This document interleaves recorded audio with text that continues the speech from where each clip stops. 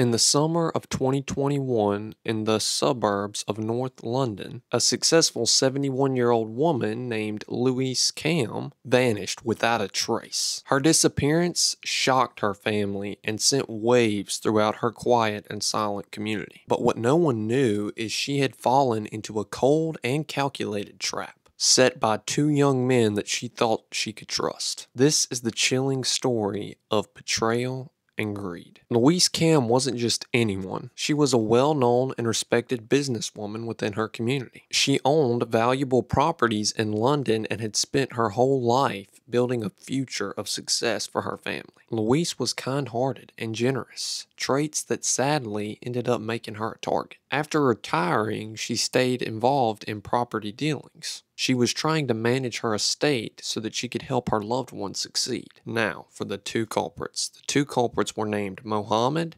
and Al-Jundi. Al-Jundi was a 25-year-old chef with a taste for expensive things and a desperate need for money. He lived in Barnet, North London, in a flat owned by his girlfriend. Mohamed was a 28-year-old delivery driver who had become close friends with Al-Jundi. The two were not strangers to manipulation or lies, but this time they would cross a line that could never be undone. Al-Jundi had met Louise through an acquaintance, and he quickly saw an opportunity. He told her that he could help her sell one of her multi-million-dollar properties. He pretended to be a businessman with connections and charm. Louise, trusting his manner and eager to move forward with her plans to sell her home, trusted him. She began sharing legal documents with Al-Jundi and even signed over power of attorney, unknowingly giving these two everything they needed to take advantage of her. Over time, Al-Jundi grew bolder. He asked Louise to meet him at his house on Gallant Farm Road, claiming they needed to finalize paperwork on this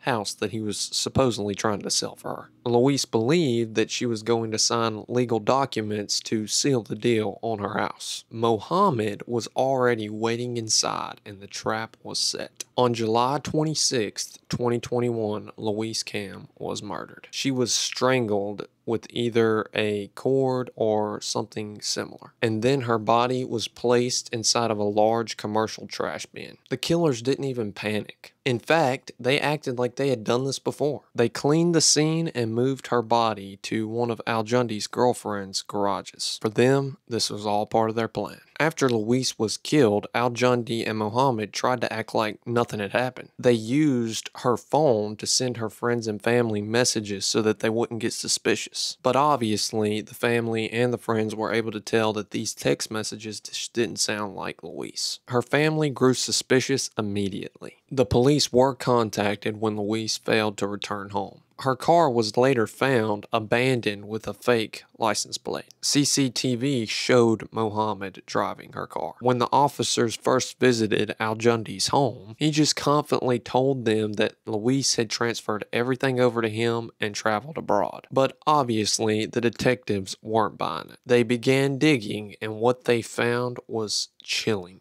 The breakthrough came when the officers searched Al-Jundi's girlfriend's garage. Inside, they found a large bin. Hidden inside this bin was the body of Louise Kam. She had been there for days. The two killers had tried to cover up the murder like it was nothing, but now there was no hiding. In 2023, Mohamed and Al-Jundi stood trial at the Old Bailey. Prosecutors revealed the shocking greed behind this murder. The men forged Louise's signature and even tried to sell her home. It was all for money. The jury found them both guilty. They were sentenced to life in prison. This was the tragic story of Louise Kam, betrayed by those she thought she could trust.